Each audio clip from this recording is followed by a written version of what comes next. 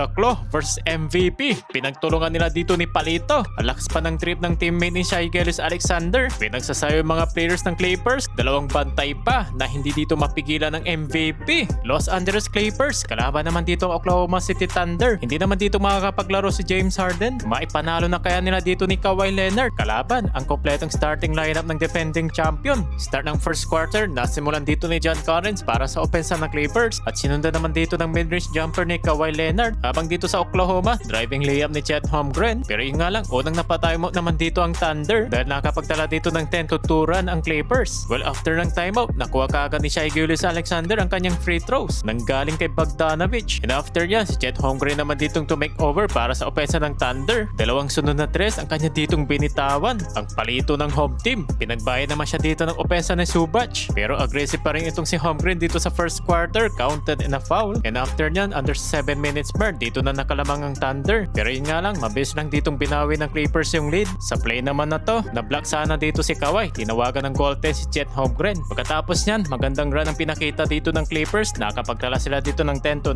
run. With Dort right on his hip, all little space and a burst from at 13.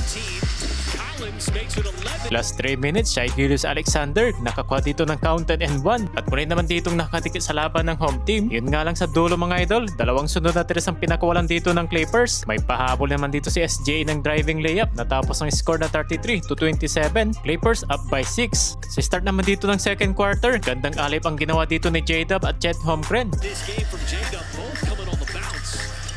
And that time! Gandang ginawa naman dito ng ball movement ng Clippers. Nakapukol ng 3 si Chris Dunn. And after nyan, back-to-back field goals naman para naman dito sa Oklahoma. Take over mode dito si Chet at si J-Dub. Oh, Leonard, too much defense, stepping up, and there's J-Dub! Absolutely. Didn't your parents say it was positionless? Solid off the bench points naman itong si Sanders para sa Clippers. Eto, Chet Holmgren, turn off fadeaway shot kontra kay Zubac. At unti-unting nakalayo ng kalamangan dito yung OKC. Up by 7 points sila so far. Dinagdagan pa dito ng off the window ni Shai Gilgeous. Magkakasunod dito na basket ang kanyang ginawa mga idol. SGA, dazzling display! The scoop and the...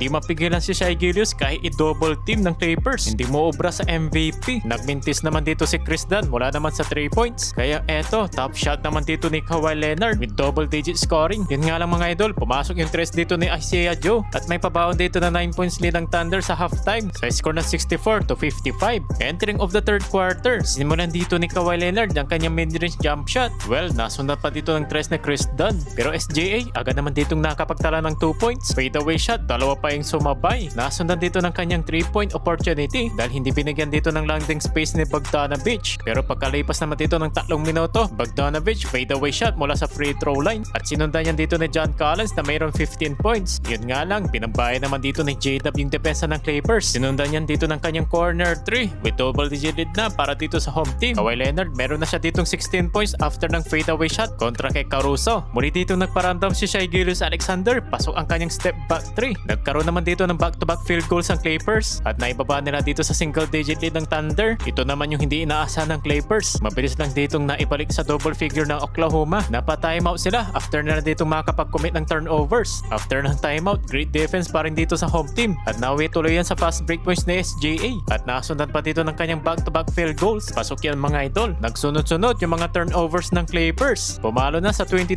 points ang largest lead dito ng Thunder. Wala lang isang minuto, Kawhi Leonard nakapag-throw dito ng foul pero hindi naman yan sapat dahil kumpiyansa si Shai Gilgeous. Kahit dalaw pa yung dumedepensa, pasok pa yung 3 points. Natapos ang third quarter mga idol sa score na 103-83. Sa fourth and final quarter, 24 points para dito kay J-Dub at nakapagtala naman ng 3 points dito si Batum. Yun nga lang, malaki pa rin dito yung lamang ng Oklahoma at sa 5 minutes mark, napanatili pa rin nila dito yung 20 points lead. Hindi na dito binaling si Kawhi at si Shai Gilgeous. Maagang sinuko ng Clippers yung laban mga idol. Grabe ang pagbugbog sa kanila dito sa laban. Kaya sa huli, panalo dito ang Oklahoma City Thunder at pinapangunahan niya ng 32 points ni SGA.